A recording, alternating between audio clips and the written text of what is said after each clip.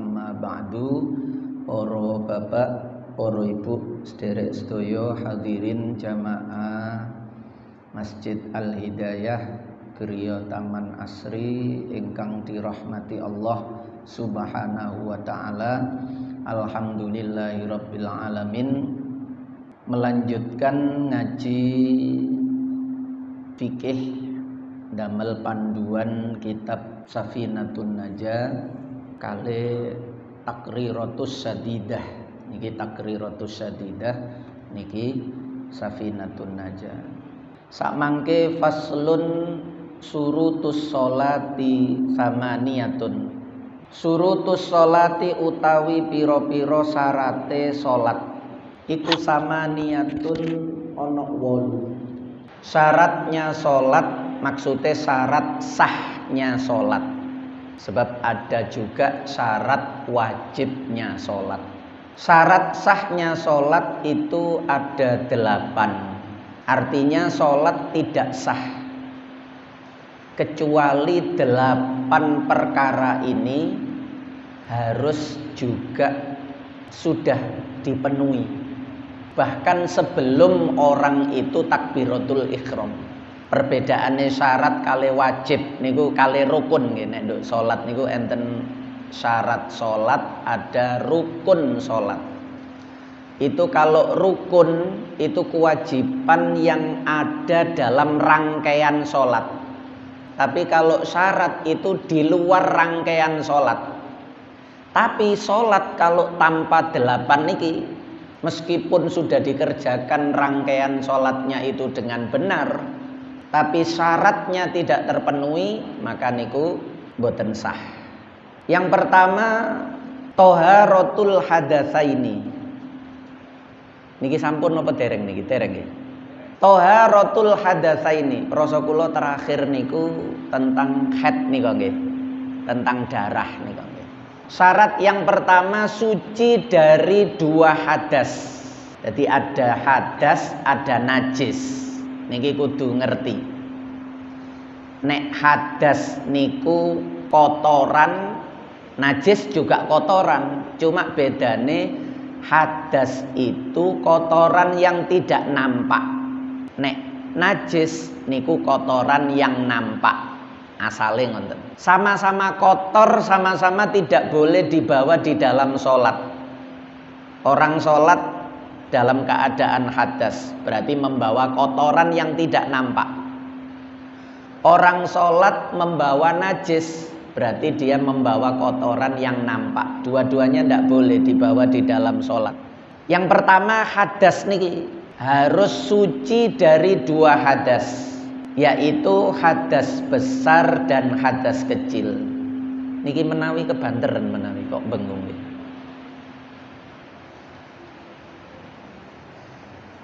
Baik hadas besar maupun hadas kecil. Hadas kecil berarti harus wudu terlebih dahulu. Kalau hadas besar berarti harus mandi terlebih dahulu supaya bisa menjadi suci. Orang yang sholat dalam keadaan hadas, meskipun itu hadas kecil, maka sholatnya tidak sah.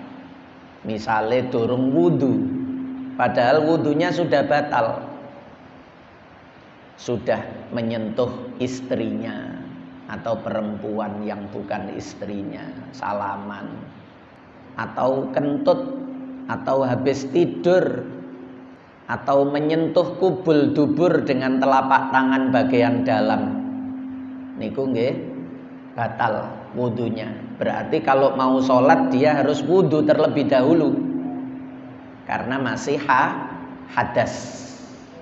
Jadi yang pertama harus suci dari 2 hadas. Bahkan meskipun lupa belum wudu, mari ngonten sholat, tengah-tengah sholat eling nggih kudu metu. Cara jamaah ngonten jenengan keluar menghadap ke timur, balik badan, keluar ke belakang lurus, ambil air wudhu, segera sholat. Mboten sah. Seandainya ingat itu malah selesai sholat, nggih kudu sholat lagi. Karena memang ndak punya wudu, ya nopo iso sawong gak duwe wudu kok sholat. Loh aku lali ya, lupa tidak menjadikan sholatnya itu menjadi sah. Nggih tetep mboten sah, wong ndak memenuhi syarat. Jadi ngoten, falau shalla biduniha walau nasiyan lam tasihha sholatuhu. Yang kedua, wat taharatu anil hadasa anin najasah. Suci dari najis. Nek niku wau hadas. Kalau yang sekarang najis. Baik najis mughalladhah, mutawassithah, termasuk mukhaffafah. Najis yang paling ringan cara mensucikannya. Sama. Karena semuanya niku dihukumi sama-sama najis. Ndak ada beda. Nek mukhaffafah gak apa-apa soalnya ringan naik kok. Mboten. Ringan itu kan karena cara mensucikannya. Statusnya podo najise.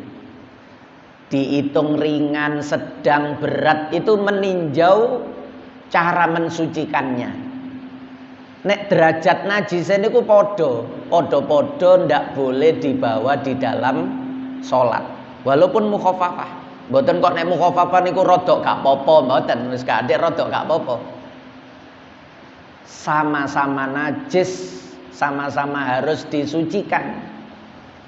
Sebab syaratnya sholat itu harus suci. Allah Maha Suci, hanya menerima sholatnya orang yang sudah bersuci. Suci itu fit thawbi ing dalam baju, wal badani lan badan, wal makani lan panggonan. Terus. Pakaian yang dipakai untuk sholat harus suci. Kok terjadi di dalam sholat lalu ingat, loh, kelambi iki mangkan mari dipipisi anakku. Aku durung salin kok tak gawe sholat.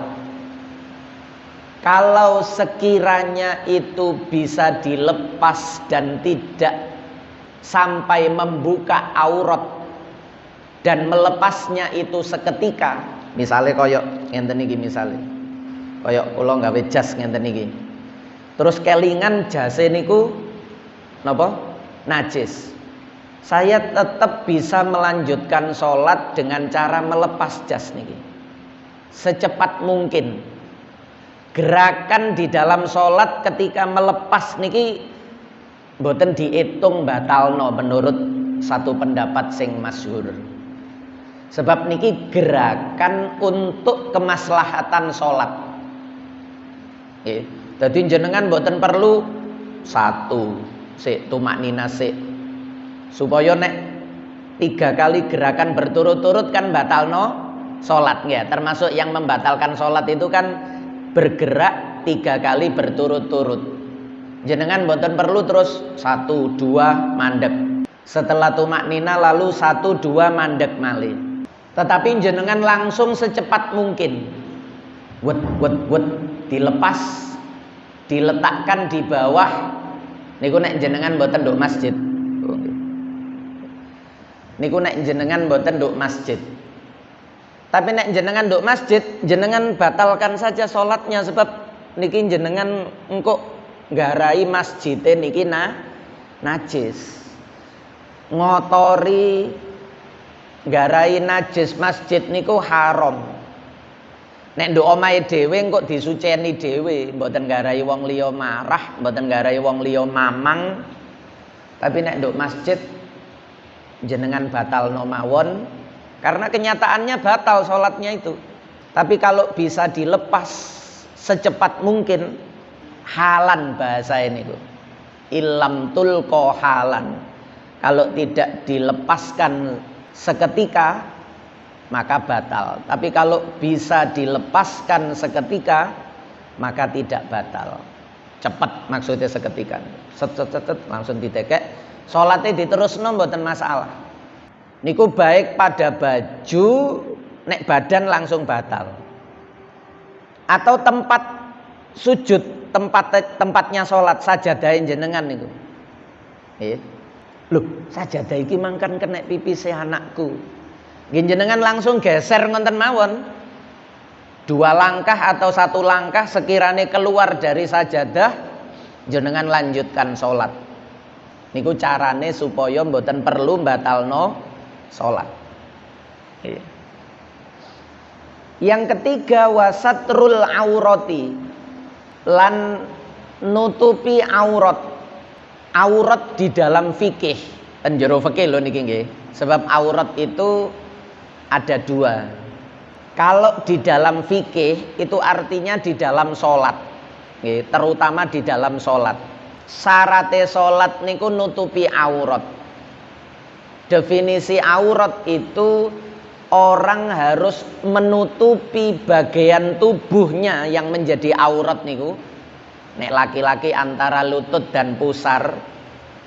Nek perempuan seluruh tubuhnya kecuali wajah dan telapak tangan.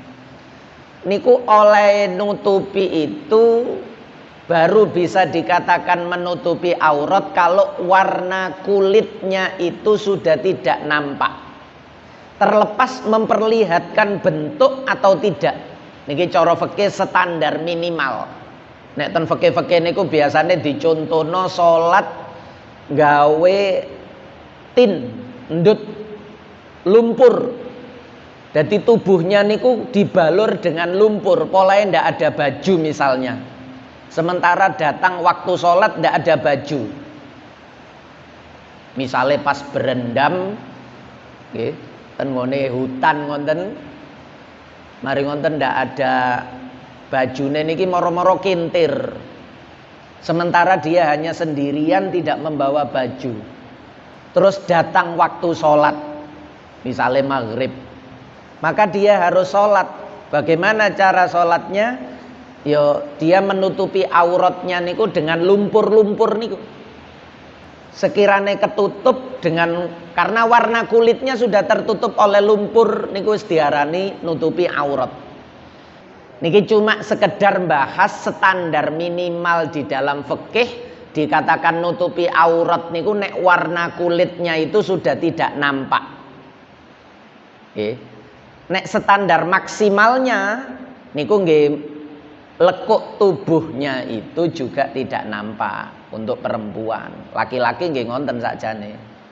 Nggih, wong lanang nek gawe celana nyapret-nyapret niku yo nggarai yok napa ngonten di sawang niku nggih. Walaupun laki-laki. Niku standar sempurna niku. Tapi standar minimal itu warna kulit itu tertutup. Sudah. Kok seandainya sudah memakai baju tapi warna kulitnya itu masih nampak. Misalnya gawe baju transparan. Bajune niki dari plastik sing bening ngoten niku. Yo masih yo kelambi niku larang. Tapi warna kulitnya itu masih nampak niku nggih durung diarani nutupi aurat meskipun sudah memakai baju. Atau ada lubang di bajunya itu yang merupakan bagian aurat. Dan lubang itu nampak ketika orang itu saling berhadapan-hadapan. Niku standare aurat niku ngoten. Lho, ketok warna kulite niku ukurannya dipendeliki gawe mikroskop mboten. Ya wis longgo jagongan ngobrol wong loro ngenten iki nek sampai sarunge bolong terus ketok dengkule, ketok pupune. Mungkin lubang karena kena api, kena napa? Apinya rokok utawa obat nyamuk atau dicokot dikerikiti tikus sarunge niku nggih.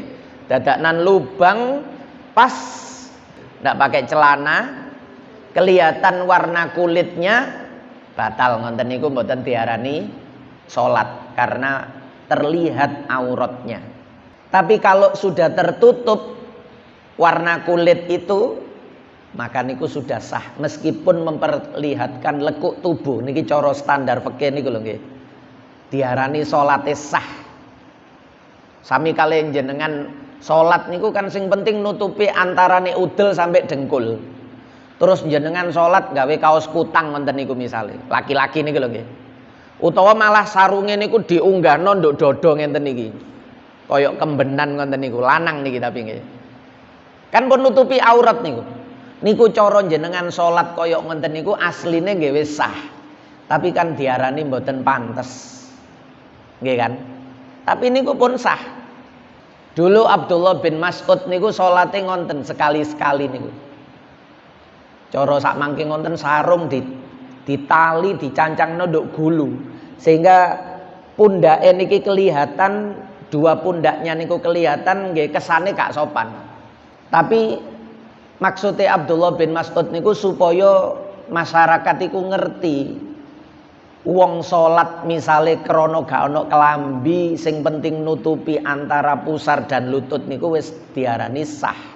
Sebab beliau niku sahabat perlu mulangno nangone masyarakat. Supaya mboten dikira salat niku kudu jubahan. Cara ten mriki kudu baju panjang, lengan panjang, sarungan. Mboten. Paribasane kaosan niku nggih sah. Cuma kan disawang niku mboten pas. Nah niku mboten masalah batal utawa mboten batal, hanya masalah kesempurnaan. Nah niku kudu jelas ten mriku kok salat kok ketok keleke wong lanang nggih, gak sah ngene iki lho, mboten sah. Karena kelek ketiak itu bukan bagian dari aurat bagi laki-laki nggih. Nah niku kudu jelas ten mriku. Fikih niku menjadikan kita betul-betul faham mana wilayah wajib yang tidak boleh ditawar-tawar lagi, mana wilayah sunnah yang sebaiknya kita upayakan, tapi seandainya tidak pun tidak sampai merusak keabsahan ibadah, mana yang boleh dikerjakan dan boleh tidak dikerjakan.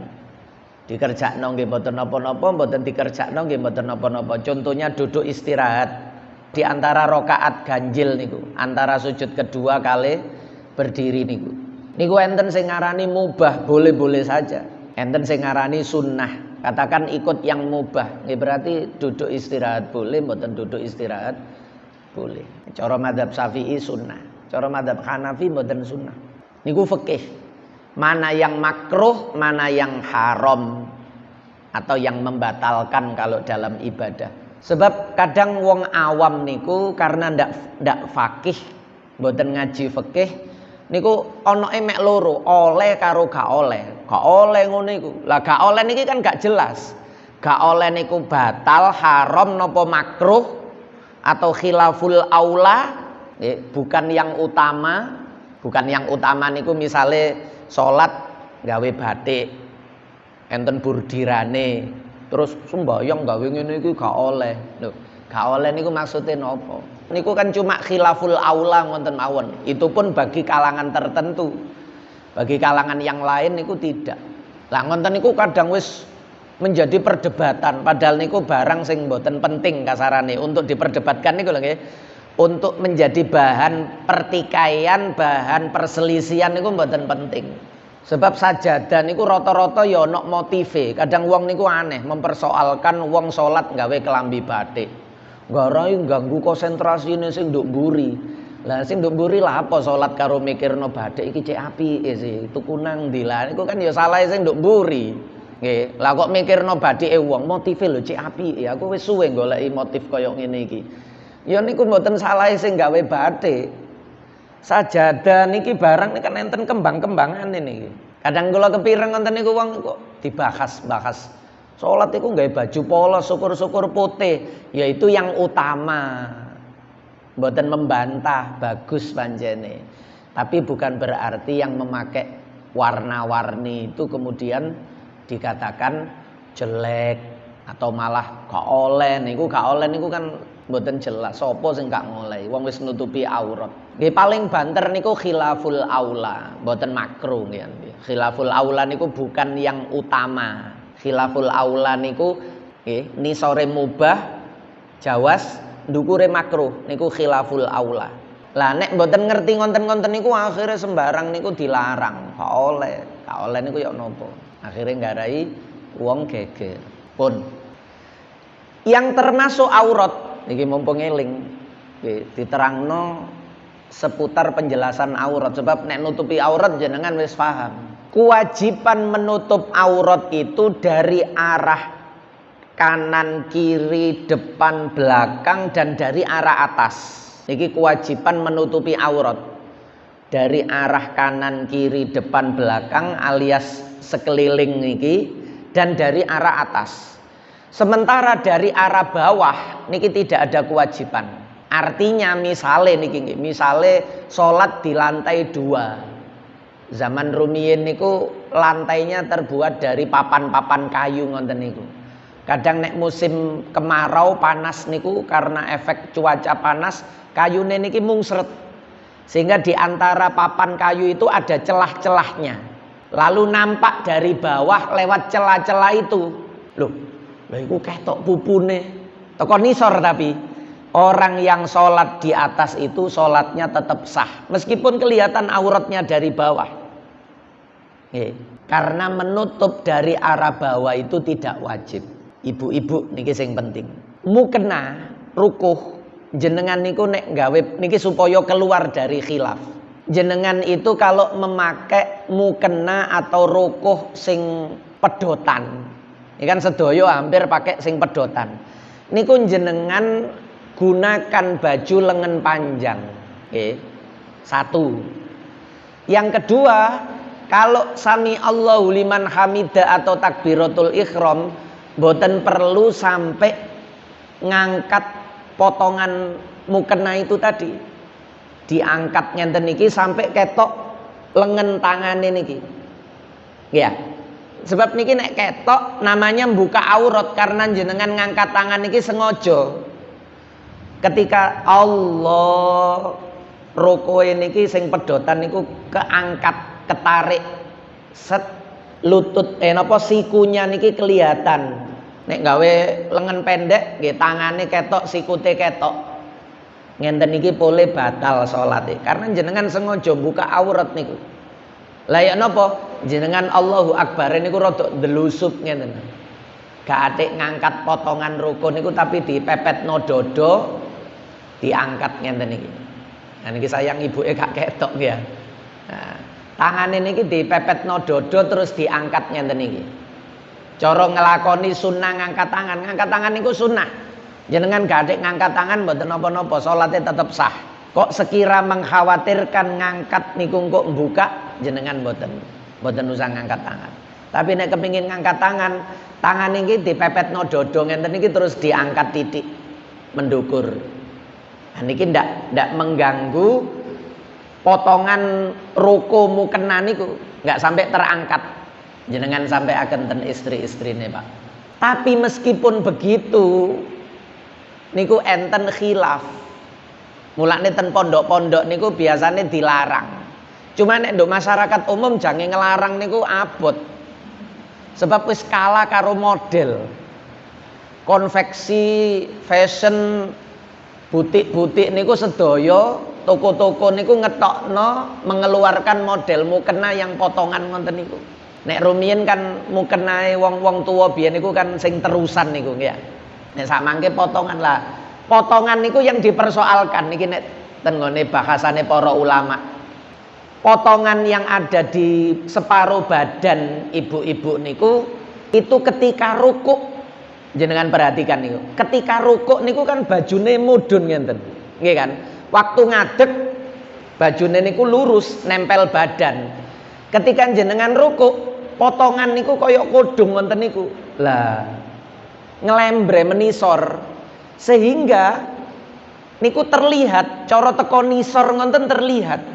Apakah itu termasuk terlihat dari bagian bawah ataukah tidak? Niki ulama beda. Ada yang mengatakan loh itu terlihat dari arah bawah tidak masalah. Ada yang mengatakan oh enggak dari bawah karena itu potongannya separuh badan. Separuh badan itu bukan dari bawah. Kalau dari bawah itu di bawah kaki. Nggih. Nek salat gawe mukenah di lantai 2, lantaine teko kaca misale. Dari lantai di bawahnya lagi lantai dasar itu terlihat auratnya ibu niki. Ngenten niki mboten batal, jelas sepakat. Tapi bagaimana melihat dari bawah cuma terlihatnya niku dari arah pinggang niki. Mukenae rukune niku potongane sak pinggang utawa sak pupu. Terus waktu rukuk mukenae niki terbuka. Ngelembre akhirnya kan ketok niku, tangannya kan kelihatan niku. Leher juga kelihatan, cuma kelihatannya tetap dari bawah. Nek dari samping mboten kelihatan. Lah niku enten sing ngarani itu masih dikatakan terlihat dari samping karena potongannya niku nduk tengah. Tengah niku durung bawah. Bawah niku kaki. Lah mulane ten pondok niku karena untuk ikhtiyat. Ikhtiyat itu hati-hati, nek nduk pondok mboten masalah. Santri sing nggawa roko pedotan dilarang niku gampang. Tapi nek ten nggone kampung di masjid di tengah-tengah masyarakat terus takmire menerapkan sing gawe roko potongan ndak boleh sholat di sini. Wah nggih, barang sik masih diperselisihkan khilaf wis main ngelarang-ngelarang niku nggih mboten sae. Mulane nek nduk masyarakat niki mboten enten ngonten-ngonten. Tapi itu harus diperhatikan. Jenengan pakailah baju lengan panjang, kaos misalnya ngoten nggih. Sing lengan panjang. Sehingga lebih aman ketika jenengan sami Allah liman hamidah niku sikut lengan niki seandainya terlihat niku ketutup kaos atau baju lengan panjang jenengan niku. Niki bagian dari menutup aurat. 1, 2, 3. Yang keempat wastiqbalul kiblati, lan madhep kiblat, menghadap ke arah kiblat. Kiblat itu ngenten. Niki supaya paham betul. Kiblat niku nek kiblat niku nggih jelas Ka'bah, kabeh wong Islam ngerti. Ketika jenengan sholatnya itu di dalam Masjidil Haram, yang mana Ka'bah itu bisa nampak di hadapan kita, maka jenengan itu wajib menghadap Ka'bah. Kenek tengahe, kenek pinggire, pokok luruse Ka'bah. Dadakan kepecis kena bagian sudutnya masih ndak masalah. Nggih. Pas kenceng tengahe Ka'bah mboten masalah. Yang penting kotake niku Ka'bah niku kita betul-betul menghadap ke arah situ. Nek atik menceng teko arah Ka'bah mboten sah. Karena berarti tidak menghadap Ka'bah. Meskipun menghadap Masjidil Haram. Sebab niki salate di dalam Masjidil Haram yang mana Ka'bah itu terlihat di hadapan kita. Maka menghadap kiblat itu artinya menghadap Ka'bah. Bagi mereka yang di luar Masjidil Haram, ketutup masjid, Ka'bahe mboten ketinggal. Jenengan salat di depan hotel ngoten niku. Tapi jenengan ketinggal iko menara Masjidil Haram. Kalau menara Masjidil Haram, terus jenengan salatnya menghadap Masjidil Haram niku sah. Karena bagi orang yang berada di luar Masjidil Haram, sing penting awake niki madhep masjid. Meskipun faktanya nanti nek dilurusno gak kenceng Ka'bah. Wong-wong sing salat nduk ngarepe hotel niku mboten ngerti ngadep Ka'bah persis napa mboten. Tapi jelas madhep Masjidil Haram, kelihatan menara. Kalau menara ngadep rono langsung gelar sajadah. Niku sah. Meskipun seandainya didelok teko drone ngonten, lho kok menggok iki.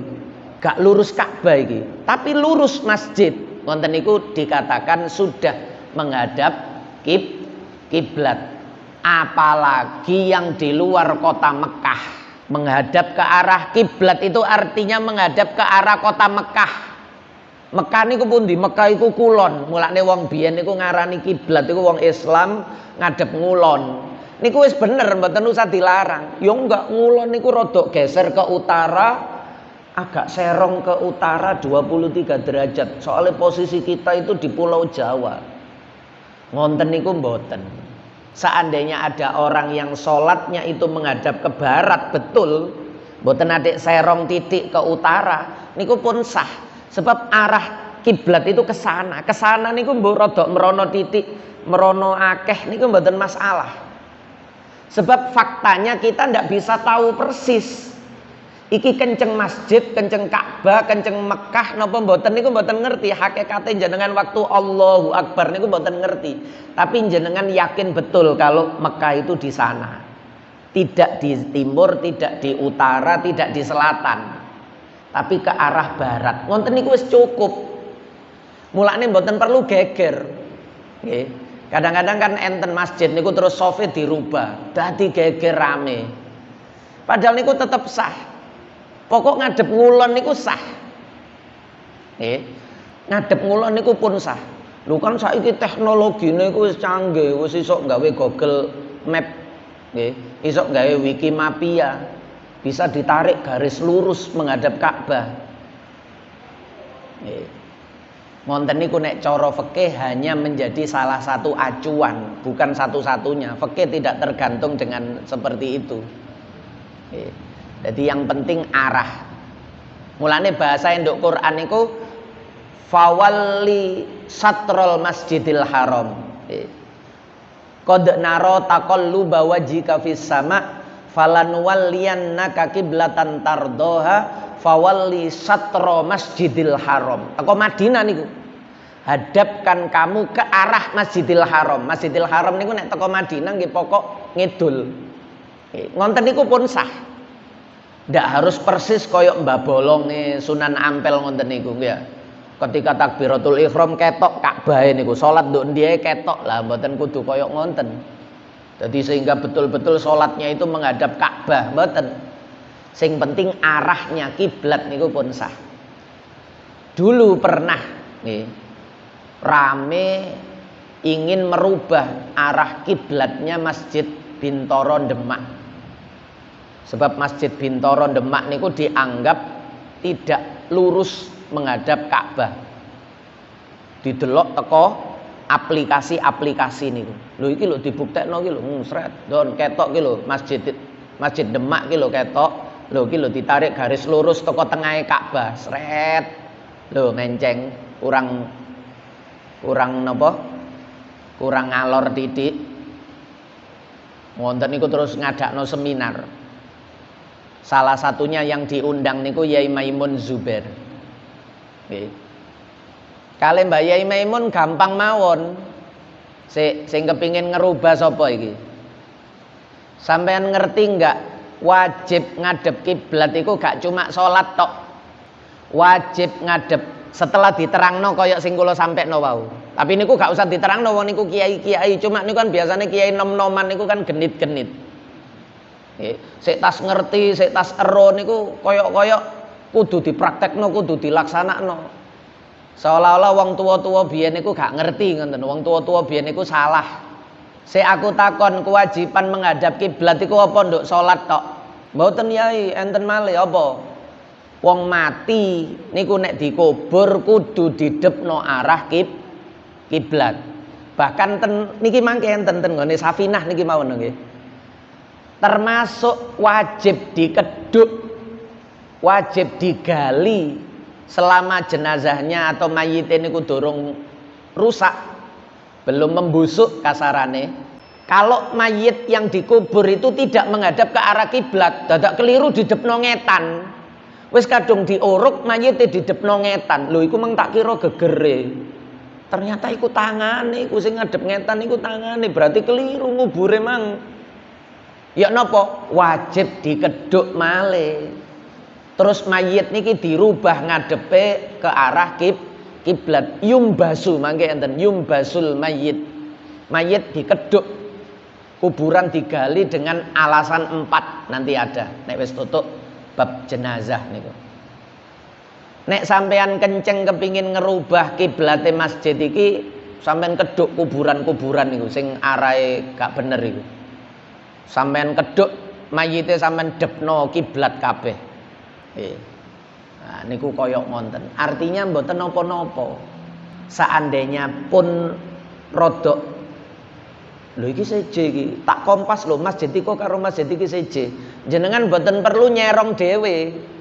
Imame wis padha lurus sesuai dengan karpet niki dadak jenengan nyerong dhewe ngalor ngonten. Ya bentukan karo kancane. Kula nate salat ngonten niku sajadahe imam tok niku sing digeser menceng enten. Sementara karpete makmum niki tetep. Kula sanjang niki nek kula ngadeg model sajadah menceng enten niki. Sebab niku kula lurusno dienggokno malih. Kula salat kula lurusno besok dienggokno malih. Niki kula nek berarti keyakinane sing ngenggokno sajadah iku kiblate merono. Berarti ya salah satu dari imam juga niku, gak mungkin makmum. Ya. Kula sanjang ngenten niki nek kula melok sajadah niki, makmum sing pojok kanan kula niku di depan saya. Kula lurusno malih. Dadi niki mboten usah dipencengno, mboten napa-napa. Lho niki kirang lurus. Kirang lurus niku mboten masalah karena kita itu jauh dari kota Mekah. Mboten usah lurus menceng akeh, sak jarum mawon. Sak jarum titik enten mawon. Dengan jarak 8.000 km lebih antara Indonesia dengan Mekah. Niku 8.000 km lebih, Pak. Niku geser mboten usah sak derajat, 0, ngoten mawon niku kok iso menggok. Pas kencengi Ka'bah niku menggok, jenengan awake rada serong titik ngoten mawon. Mboten usah serong akeh ngenten. Serong titik ngenten mawon niku asline nek ditarik garis lurus temenanan niku menceng. Iso menghadap Barcelona barang. Nggih. Dadi mboten usah geser akeh, geser titik ngenten. Lah padahal kan uang niku salate niku kan nggih menceng-menceng ngoten niku. Nggih. Tapi itu ndak masalah. Geser titik ngenten mawon wis berpaling dari kiblat nek ukurane Ka'bah. Dadi ukurane niku arah. Fawalli wajhaka syatra, mboten fawalli wajhakal Ka'bah niku mboten. Fawalli wajhaka syatra Masjidil Haram. Niki supaya difahami mboten dadi rame gara-gara arah kiblat sing dirubah-rubah ngoten niku. Engko akhire lho salate wong biyen-biyen ya apa ya? Boleh ngonten dawa mangke ceritane. Nggih. Sampun. Wa dukhulul waqti wallahu a'lamu bis-shawab. Al-Fatihah.